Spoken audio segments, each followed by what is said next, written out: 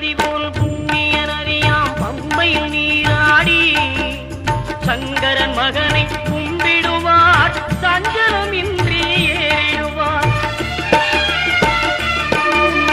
நீலிமலை ஏற்றம் சிவபாலனும் ஏற்றிடுவார். காலமெல்லாம் நமக்கே அருள்காவலனாயிருப்பார். தேகபலம் தா பாதபலம் தா தேகபலம் தா பாதபலம் தா தேகபலம் தாய